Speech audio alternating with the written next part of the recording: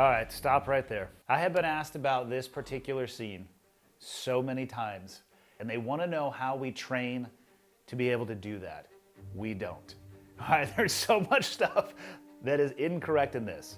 What's going on? My name is Andy Stumpf. I spent just under 17 years as a U.S. Navy SEAL, and I host the Cleared Hot podcast. Today we're going to be taking a look at some underwater action scenes from movies and seeing how real they really are.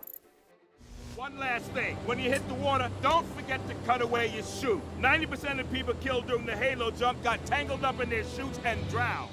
I've never been in an underwater fight in my life with anybody or thing except for my own equipment. My belts have tried to kill me, magnets have tried to kill me, hoses, like you end up fighting all of your gear. So that portion of the brief was legit. I've never seen anybody give an audible brief on an airplane because it's so loud that you can't hear.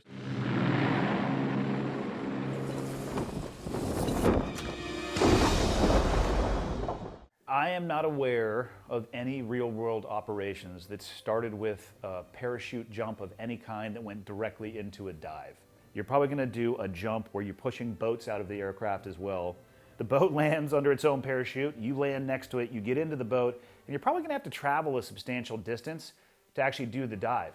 Because otherwise, you're flying an airplane directly over the top of where you're trying to be sneaky, and that's not how you play varsity level hide and seek, right? Cutting away from your parachute before you get into the water is actually really dangerous because at lower altitudes, it's really hard to judge how high you are above the water. The rule that we use, wait until your body hits the water to cut away from your equipment.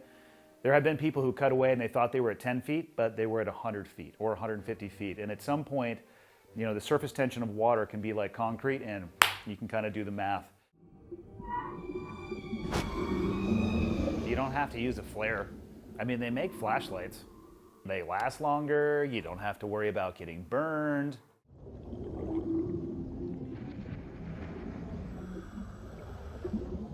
People would actually probably be a little bit underwhelmed with the type of diving that you do in the SEAL teams. Not by the volume of diving, but it's very focused on getting from A to B. A lot of it is navigation to a place where you could implant a charge or a sensor, and then you're right back out. People who do this type of diving, or the type of diving where they're out on coral reefs, it's just a total different experience. Most of the diving that I did was at night and at depths less than 20 feet. Not accurate at all. This is a 0.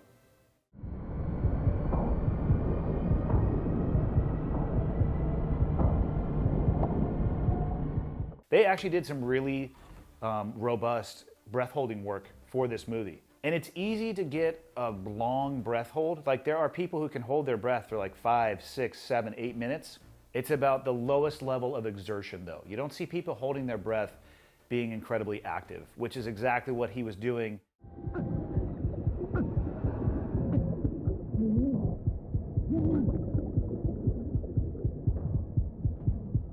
The first introduction to diving for SEAL candidates is open circuit in the pool. And I administered the test, and it would not be uncommon to watch students have a shallow water blackout or hold their breath until they pass out. And one of the main indicators that somebody is actually about to become unconscious is that bubbles will start escaping their mouth, just like he simulated in the movie. So they actually obviously put their time in to research this. For the cinematic aspect and the actual likelihood of this happening, we're gonna give him like a 3. And your muscles will stop working in about 30 seconds. Nah, I'm sure it's not that fast. Would you please listen for once? So this apparently is occurring in the Arctic. His operational equipment consisted of a pair of board shorts and what appeared to be a messenger bag slung over his shoulder, which is a controversial choice. You spend a good portion of your time as a student in BUD/S hypothermic. I mean, we're talking laying in the Pacific Ocean down in San Diego. Sometimes the water temperature's in the 60s. We can get you hypothermic by keeping you in there long enough, but that's a different type of cold than what was being shown in Archer. Like that's Arctic water cold.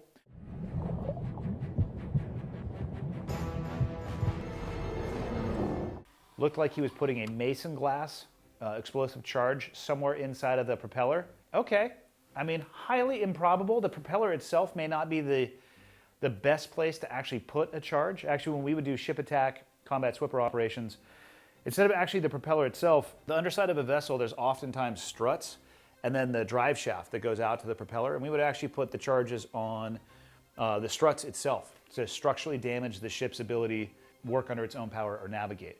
If you blow up a propeller, and I'm not saying that this is like a NASCAR swap out fix, but you can put another propeller on. If you damage the structural integrity of the ship and then the propeller shaft is then broken and they have no ability to reattach that, again, it's a fixable problem, but now we're talking probably taking the boat out of the water, putting it into a dry dock and all of those things. So you can get more, bang for your buck, pun intended, I suppose. How explosives are able to work underwater? A lot of them are naturally very resistant to the elements. C4 is a good example. To get C4 to explode, we actually use blasting caps. So that functions underwater though, just like it would in the air. Tough to rate a cartoon, I think, for accuracy. This is going to have to be on the lower end. I'm going to go with a 2. And the only reason he gets a 2 is I like the homemade Mason charge that he somehow wedged into the propeller.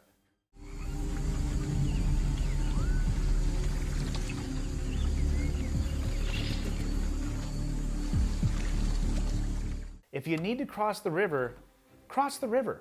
There's no reason to actually pop up in the middle of it and give away your tactical advantage if you are trying to sneak up on somebody. You would either cross the entire thing above the water or cross the entire thing below the water.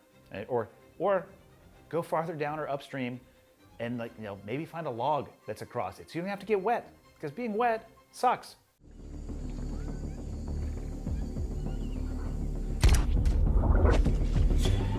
All right, stop right there. I have been asked about this particular scene so many times because people absolutely love it and they want to know how we train to be able to do that. And here's the answer. We don't. Because, right, you'd never fall in any other direction. You just absolutely know the exact place and time that somebody's going to fall when you shoot them in the head, right? Because why wouldn't you? What could possibly go wrong? But you got to remember, all of that was preceded by probably a 7.62 or a 300 Win Mag round snapping through the jungle. The suppressor that's on the rifle, it's basically a muffler, and it contains some of the gas, and it drastically reduces the decibel output of the rifle. But bullets, when they fly through the air, they're supersonic, so it makes a crack. And there is subsonic ammunition, and it's much quieter. That's not what that person was shooting. The whole point of doing this charade of catching somebody and lowering them into the water as if it was just eating them into the abyss is because you're trying to be sneaky. So going through all this in an attempt to be sneaky and then cracking off around in the jungle, it defeats the entire purpose. It's not how it works, people.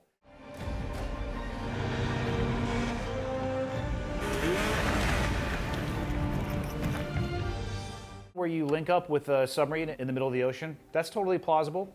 They were on a Zodiac, which is going to have probably a 55 or a 35 horsepower engine, so they could easily go from a landmass over the horizon out into international water, or really wherever the sub would want to meet and do that, so that's totally legit.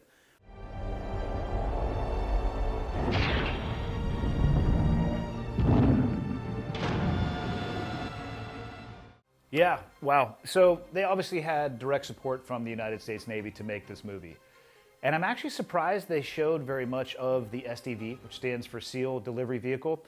In essence, it is a miniature submarine.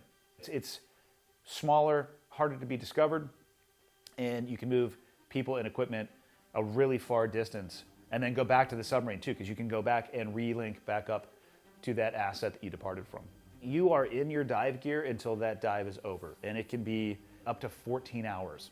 A lot of the times you're in dry suits. Dry and warm are two very different things that people should not confuse. They nailed it. It's very plausible that all of that would occur on an SDV operation. I'm going to give them a 10 on that. The Sniper Water River catch is a 0. It actually might be a negative number. Is there a more obvious way to let somebody know that you're coming than white and orange parachutes in the daytime, jumping directly over the top of them? Surprise! You didn't see that coming. I've worn dive fins on my feet for a free fall jump and actually was falling through the air with them on. More often than not though, the back strap of the fin, you put your feet through that and you actually tape the fin up to your leg. But if you're going to land in the water, you're going to want to have fins on you. In case you need to have the ability to swim or exert yourself, you're going to need those fins.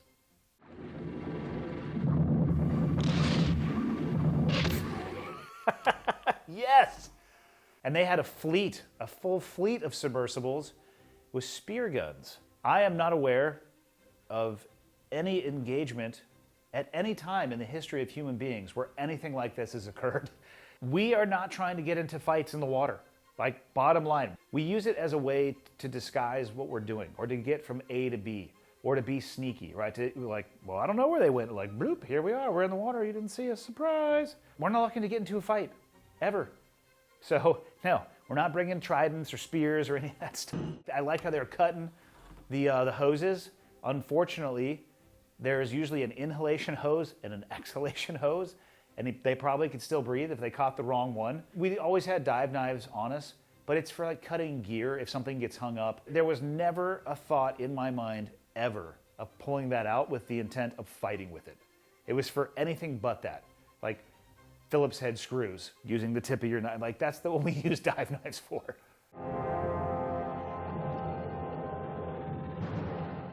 I like the idea of what he's got in his mouth. I'll call that the Gen 1 spare air, which with a canister of that size, I feel like you have about 1/2 of one breath. So he certainly wouldn't be able to stay. Probably would damage him a little bit too, especially if there's open windows and portholes, because that stuff will bounce out as well. So it's plausible, but I would say you would want to get the out of there before that thing went off, like out of the water before that thing went off. I don't even know if I can give this one a technical review.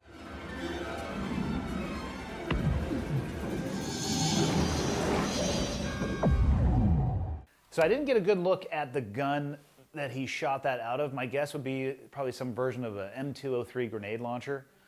The projectile doesn't have this continuous propellant like it did, and it just pushes along. And the reason, people, I'm sure, want to know if you can fire guns underwater. You can fire a gun generally one time. They're not designed to function in an environment that has that much feedback from the water. You could probably shoot a 203 underwater, but it's not going to look like that. It would probably come out of the barrel, if it even cleared the barrel, and then just drop right off.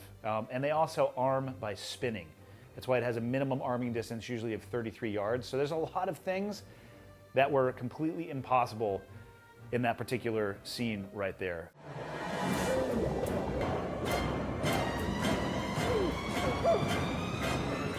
If you just look at how inefficient the swimming motion was, what kills a lot of your energy, there's two things. One, they had a weapon slung around them that was very loose, and their shoes. It is so hard to swim with shoes. I think that video highlighted the difference between fins and no fins. That's what swimming looks like when you don't have fins on and you have shoes. That's why you want to have fins on top of that. If we were jumping and there wasn't going to be that much swimming, I'd go with one that had maximum flexibility so I could tape it up and wear the thing as I was leaving the aircraft. If I had to wear what they had on, I'd be pulling myself along the floor. I think it would be easier, and it's very positive, and you'd get more mileage for your effort.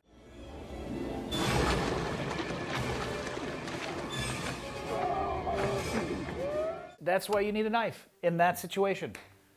But they weren't diving, so they didn't have their dive knives with them. However, they had a bunch of guns. They didn't spend $5 on a pocket knife. What's going on here?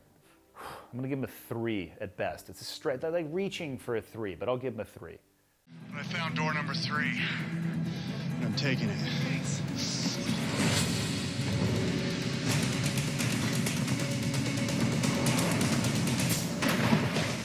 Oh, that's a national treasure, all right. Jumping off of, I think it was the aircraft carrier, that's probably gonna be 50, 60 feet. I'm here for that. That's definitely survivable. You could definitely do that.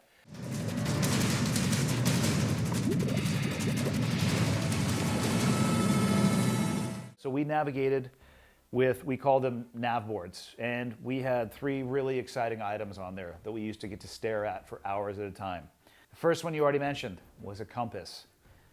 The next entertaining tool was a depth gauge, and lastly, a stopwatch. That was it.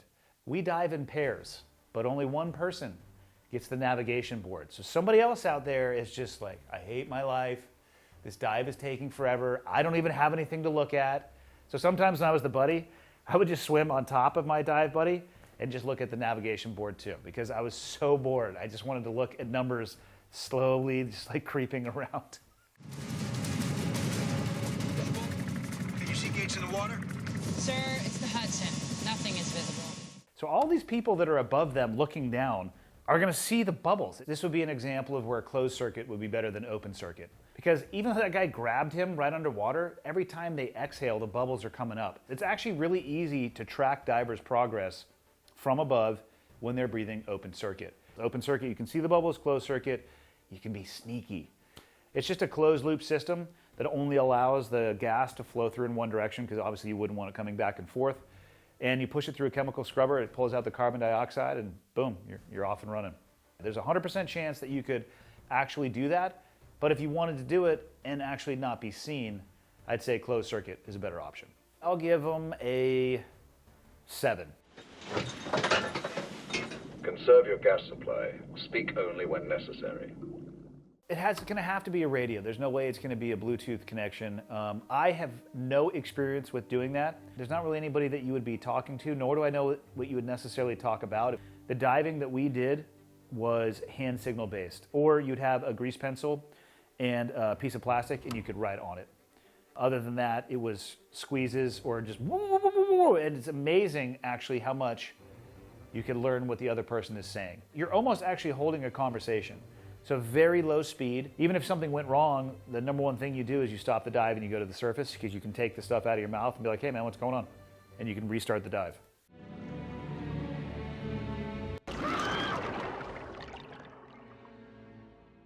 Yeah, that's real. Sharks like to go and stuff too. When things would bump into me, the theory that I went with was, if I don't look, it didn't happen. So we would be swimming around a lot of times at night, and I would get slammed. And my whole thought process was, nope, I'm not going to look at that. I'm going to pretend that it didn't happen. It probably was like a sea lion. You know, it could have been a dolphin. It might have been a shark. I don't know. I didn't look. I would say that everything that they did is possible. They may not have had all the right equipment to do it, but I'll give them a 7.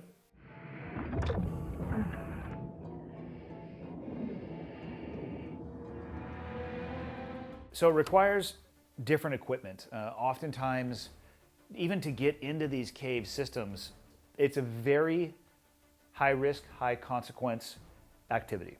Hard pass. Stay calm. We got a buddy breathe.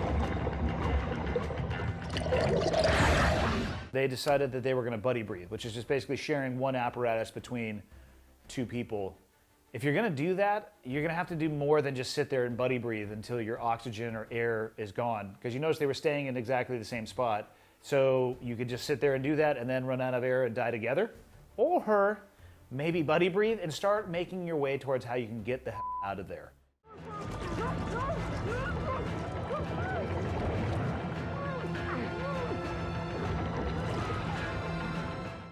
Buddy breathing can kind of go exactly like it went in this movie. People's ability to hold their breath varies greatly.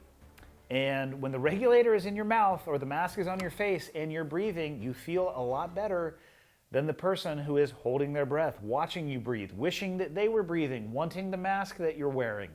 So it can become a little bit of a battle, but you have to work together. You follow the procedure regardless if you're scared, cold, wet, hungry, tired, fill in the blank, or everything in between. People can get very emotionally involved in those situations where what they really need to do is procedurally work through it as opposed to allowing their emotions to take over, and you have to work as a team. Yeah, it would be one of the worst case scenarios to have something happen like that. Not the way that I would want to go out, for sure. I'm going to give that a 7.